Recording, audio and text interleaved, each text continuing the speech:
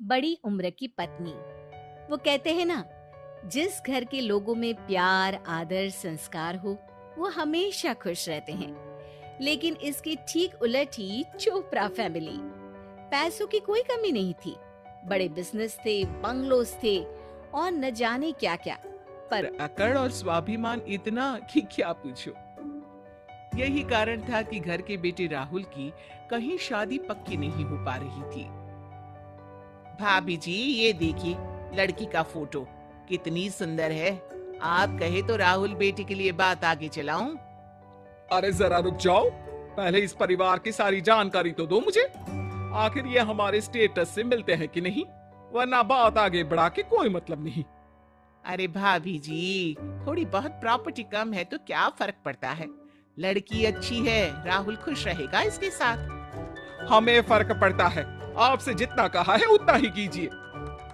राहुल की माँ अक्सर सबसे ऐसे ही गुस्से से बात करती है। काफी गर्व है उन्हें अपने पैसे और शान पर। एक दिन चोपड़ा परिवार रिश्ता देखने एक घर पर जाता है। लड़की के माँ बाप सबका स्वागत करते हैं। अरे भाई साहब, घर तो काफी अंदर है आपका। हमें तो लगा था कि मेन रोड पर कोई बड़ा सा बंगलो होगा। हाँ राहुल के पापा, लिफ्ट भी नहीं है यहाँ पर तो। 2 मंजिल चढ़ने में थक गई मैं तो। हाँ। अरे माँ चुप रहो ना, ये कैसी बातें कर रही हो आप यहाँ पर। अरे राहुल बेटा, तुम बीच में मत बोला करो। हम बड़े हैं, हमें सब पता है क्या सही है और क्या गलत। लड़की वाले चुपचाप मुंह नीचा करके चोपड़ा फैमिली की बातें सुन रहे थे और चोपड़ा फैमिली को कोई फर्क नहीं पड़ रहा था। तभी कुछ देर बाद राहुल की माँ बोलती है, चलो जी यहाँ से। इतने छोटे घर की लड़की को मैं मेरी बहू नहीं बनाऊंगी। ना बैंक बैलेंस है ना ज्वेलरी। ड्राइवर, जाओ जाके जल्दी से कार नीचे ले आओ। एक बार फिर से राहुल के माँ बाप लड़की वालों के घर से रिश्ता ठुकरा कर वापस आ गए। राहुल टेंशन में आ चुका था क्योंकि ऐसा पहले भी कई बार हो चुका था। शान और शौकत के चक्कर में माँ बाप दोनों अंधे हो चुके थे और अपने बेटे की जिंदगी बर्बाद कर रहे थे। हर बार उन्हें सामने वाली पार्टी में कुछ ना कुछ कमी दिख जाती थी और वो उनकी बेइज्जती करके वापस आ जाते थे। ये कब तक चलेगा मम्मी? आप हर जगह जाकर मना कर देती हो। जब देखो तब पैसों की रट लगाती रहती हो। और पापा आप भी। अरे क्या बिगड़ जाएगा यदि किसी कम हैसियत वाली लड़की से शादी कर ली तो?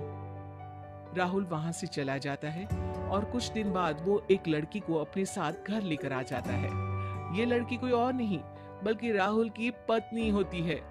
दोनों आपस में प्यार करने लगे थे और फिर शादी का फैसला लिया।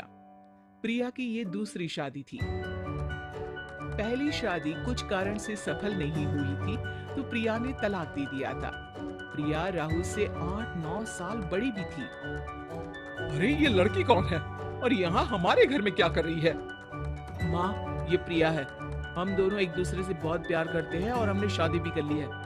अब से प्रिया यहीं हमारे साथ रहेगी। अरे ये क्या कह रहे हो बेटा? एक बार हमसे पूछ तो लिया होता। लोगों को पता चलेगा तो क्या सोचेंगे? राहुल की माँ से वो शादी बर्दाश्त नहीं होती और जब उन्हें पता चलता है कि ये प्रिया की दूसरी शादी है और वो राहुल से उम्र में बड़ी है तो वो प्रिया को ताने मारना शुरू कर देती है। क्या जमाना आ गया है। अरे मेरे भूले भाले बेटे को फंसा लिया। अब हमारे पैसों से ऐश कर रही हो। जिस उम्र में तुमने मेरे बेटे से शादी की है उस उम्र में तो तुम्हें कोई बच्चा गोद लेना चाहिए। जरूर तुम्हारे पहले भी कई सारे चक्कर होंगे, तभी तुम्हारे पति ने तुम्हें तलाक दे दिया होगा। मुझे तो पहले दिन से तुम पसंद नहीं आई थी। हमारे पास पैसा है, प्रॉपर्टी है, तो यही सोच के तुमने हमारे बेटे से प्यार का नाटक किया होगा ताकि शादी के बाद सब तुम्हें मिल जाए। मैं अच्छे तरीके से तुम जैसी लड़कियों को जानता हूँ जो मासूम लड़कों को फंसा देती है। तभी राहुल किसी को फोन लगाता है और उसे तुरंत अपने घर बुलाता है। चुप हो जाइए मम्मी पापा। जब से जो मन में आ रहा है वो बोले जा रहे हैं। क्या कुछ नहीं कह रहे आप दोनों प्रिया को बिना कुछ बात जाने। तभी एक आदमी राहुल के घर आता है और प्रिया उसे देखकर एकदम हैरान हो जाती है। कौन हो तुम और यहाँ क्या कर रहे हो? ये सतीश है, प्रिया का पहला पति। अब यही आपको सारी सच्चाई बताएगा और तब आपको पता चलेगा कि जो आप प्रिया के बारे में कह रहे थे वो कितना गलत है। नहीं राहुल, सतीश, तुम यहाँ से चली जाओ, ये हमारी फैमिली का मैटर है। नहीं प्रिया, मैंने एक बार गलती की है, अब वापस नहीं कर सकता। अंकल आंटी, मैंने प्रिया को नहीं बल्कि इसने मुझे तलाक दिया था। मैं तो 7 जन्म भी पुण्य कमा लूं फिर भी प्रिया जैसी लड़की डिजर्व नहीं करता।